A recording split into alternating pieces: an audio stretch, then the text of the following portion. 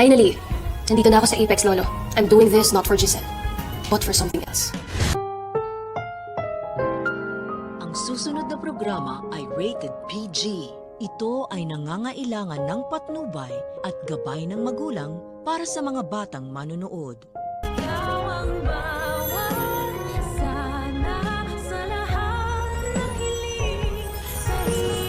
Please welcome our new VP for Finance, Mr. Eric Refuerzo.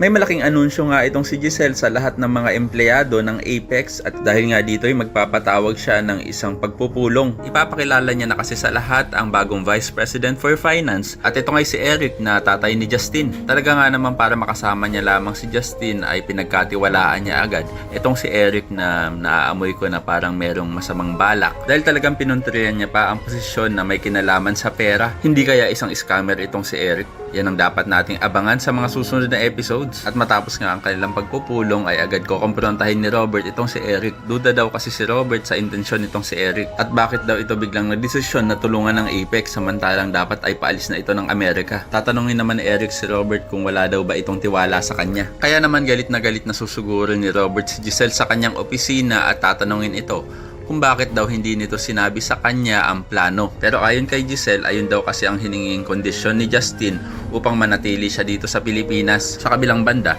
isang malaking palaisipan naman ang iniwang mga kataga nitong si Justin na hindi daw dahil kay Giselle ang ginawa niyang pagpayag na magtrabaho sa Apex. At mukhang ito ay para kay Lolo Pepe. At kung ano man ang misyon na iyan ay dapat nating abangan sa mga susunod na episodes. Sa kabilang banda, gagamitin pandahilan ni Doc Carlos ang paglipat umano ni Annalyn sa Apex kaya hindi niya ito isasama sa islat na mga pupunta sa Japan para sa seminar. Kaya naman maglalabas ng sama ng loob itong si Annalyn kay Harry na napaka-unfair naman daw yata ni Doc Carlos sa kanya. Kaya naman ko isa ka rin sa mga nagnanais na malaman na kung ano ang tunay na intensyon nitong si Justin sa pagpayag niya kay Giselle na magtrabaho sa Apex ay pakilike ang video na ito and don't forget to subscribe.